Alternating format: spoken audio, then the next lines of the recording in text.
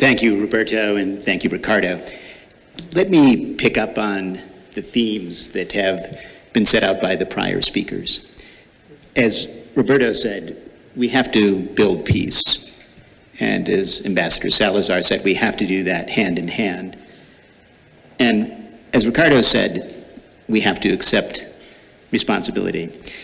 And in that regard, I do want to affirm that the United States, and this administration in particular, the Biden-Harris administration, recognizes our responsibility in this context. These firearms, the firearms that are fueling the violence here in Mexico, are largely coming from the United States. And it's critical that we take the steps necessary to try and stem that flow. We owe it to the people of Mexico.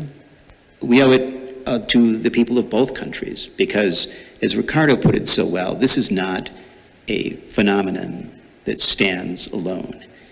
We can really think of this as essentially an iron triangle of guns, money, and narcotics.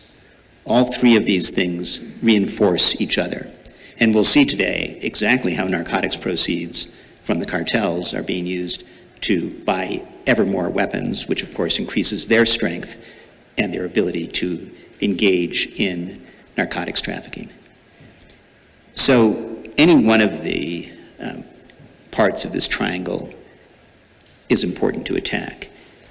But the guns are particularly important, not only because they empower the cartels, but because of the damage they do. And we recognize that it is the people of Mexico that are bearing the brunt of those attacks. So today we'll be talking about how we can address this issue going forward. And we'll hear presentations at the beginning from ATF and from HSI. And we'll be talking about really two different aspects of this problem. One is, how do we interdict, how do we stop these weapons at the border, or before they get to the border, but in any event before they get to Mexico? And the second thing we'll be talking about in particular is, how do we go after the groups that are importing these weapons, both to cut off the networks and to deter others from engaging in such networks in the future. And we have some recent cases that I think are hopeful signs in that regard. We also have some very positive work that we're doing together between DOJ, FGR, and other Mexican law enforcement authorities. But in all of these contexts, I think we can see a way forward, a way in which we look at this matter, not simply as where we're doing it from the bottom up, although that can be important, but an intelligence-driven approach to this, an intelligence-driven approach to interdicting the weapons and to prosecuting those trafficking networks that cause so much harm.